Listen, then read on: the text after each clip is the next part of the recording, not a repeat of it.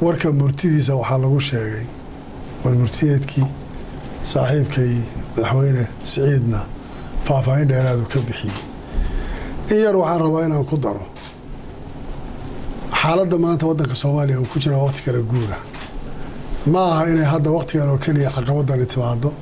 mar kasta oo doorashadu soo dhawaato waxaa yimaada isqabqabsi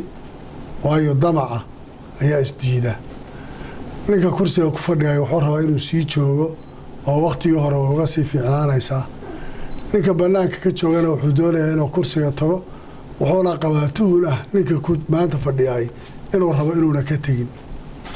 taasi markaa waad garan kartaan 2012 iyo 2016 labadaba xaaladda waqtiga ugu dambeysay meesha ay gaaraysay laakiin maxaa meesha taala waxa weeyaan in la helo shucuurul mas'uuliyya ama dareen mas'uuliyadda in la dareemo oo qof waliba maanta kursiga uu ka tagayaa laakiin uu garto waxa uu ka tagayaa waxa ay noqonayso waa mid faran markaa nin kasta oo mas'uul ah maanta ama heer state ha noqoto ama heer federaal ha noqotee inuu garto maanta xaaladda waddanka uu ku jiray waxa ka iman kara iyo meeshay istaagi karayso taasaa waxay ahayd waxa aad aan saaxiibkiisa Siciid iyo madaxdii reer Puntland iyo akhyaartii iyo waxgaradkii aan ugu nimid aan kala hadlaynay danta dalku maxay tahay maxaase anaga nagala gudboon wax badanna waxaan istusaynaa waxay ahayd in qof waliba meesha uu taagan yahay tanaasul uu sameeyo dadkan sidii la isugu wadi lahaa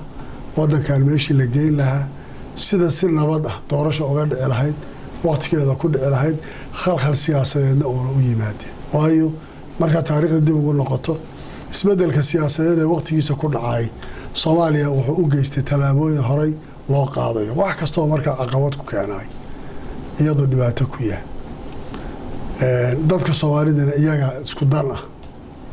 meel kale wax laga soo guuriyay cid kale wax lagaga dayay midkoodna wax dan ugu jirtay waxa iyaga ka dhaxeeya dano midaas waad garan karaysaan markaa inaan intii aan joognay xiriir badan oo jiray madaxda waddanka Soomaaliya ama heer federaal ama heer state inaan wada hadal la yeelanayno sidoo saaxiibkay Siciid sheegay ay tahay in la isugu tago magaalada Muqdisho oo aan halkaas tagno si aan uga sii ambaqaadno war maxaa dhiman ilaa waxa waa la isqanciyo xagee wax inoo yaalaan aan aad isugu boorinay cid walba u sheegayna in wax badan loo talaasulo qadiyada guud ee dalka iyo inta maanta danleyda ee dhiban ee shabaab iyo mushkilada oo dhan Soomaaliya ay ku haysato waxay soo fiirinayaan waa inta mas'uuliyiinta qof walbana ma bari waa laga xisaabtami doonaa taasna waxaan rajaynayaa in ay si fiican ku soo dhamaan doonto wixii anagu aan isniri iyo wixii la falanqeeyay kulligeed ay dardaaran iyo Soomaali iyo xalkeeda iyo nabadeeda iyo isu keenisteeda iyo xilliga kala guurka in la ilaaliyo inuu ahaa shayga asalka ay ka wada hadleen mar labaad waxaan rabaa madaxweyne Siciid iyo reer Puntland inaan uga mahadceliyo doorka shariifka ee mar walba ay ka ciyaaraan ilaalinta systemka federaalka iyo dowladnimada Soomaaliya oo aan garanayna maanta dowladnimada xawar lagu degan yahay meesha ay ka soo dhaqaaqday iyo sida ay maanta tahay aad iyo aad baad u mahadsantihiin waxaan rajaynayaa inaan anaguna gudi doono abaalka iyo soo dhaweynta iyo garab istaagga iyo siyaasadda had iyo jeer aad ka waxaynaysaano mar hadday Jubbaland tahay tii labaad ee ku soo xigtay nidaamka federaalka annaguna aan si fiican u sii jiidi doono aan noqon doono muriid fiican oo macallinkiisii wax baray wax kaga dayan doono aad baad u mahadsantihiin salaamu calaykum waraxmatullaahi